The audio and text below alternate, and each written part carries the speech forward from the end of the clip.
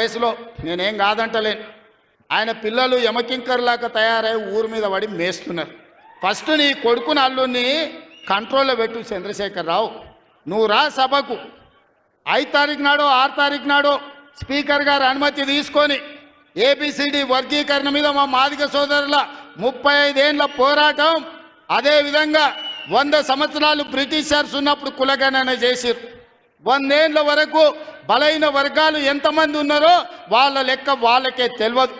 ఎంతోమంది ప్రధానమంత్రులు ముఖ్యమంత్రులు మారినారు కానీ బీసీల లెక్కలు తేల్చలేదు.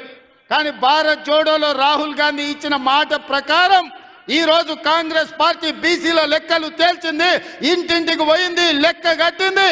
రాబోయే 2 తారీఖు నాడు బీసీ కులగణన నివేదిక రాబోతుంది. అదేవిధంగా మాదిగల వర్గీకరణ మీద కూడా జ్యుడిషియల్ కమిషన్ నివేదిక ఇవ్వబోతుంది. ఫిబ్రవరి 1వ వారంలో అసెంబ్లీలో బీసీ కులగణన మీద, అదేవిధంగా మాదిగల వర్గీకరణ మీద సభను పెట్టబోతున్నాం. నీకు చేతనైతే చిత్తశుద్ధి ఉంటే సభకు రా, చర్చ చేద్దాం. నువ్వా మేమా తేల్చుకుందాం. నీ ఫామ్ హౌస్లో నీ వంది మాగదులను, నీ భజన చేసేటోళ్లను నువ్వు వాళ్ళను జమేసుకొని వాళ్ళ ముందల పొంకనాలు కొట్టకు చంద్రశేఖరరావు. నువ్వు కాలం జల్లిపోయిన 1000 రూపాయల నోటువే. ఆ నోటు పెట్టుకుంటే ఎవడైనా జైలుకే వెళ్తాడు. ఒకప్పుడు 1000 రూపాయలకు చాలా విలువ ఉండే 1000 నోటుకి. అవునా? 1000 నోట్లు ఉన్నాయంటే ఆయన మునగాని కింద చూసేది. ఇప్పుడు 1000 నోట్ల రూపాయలు ఉన్నాయంటే తీసుకుపోయి బొక్కలేస్తారు.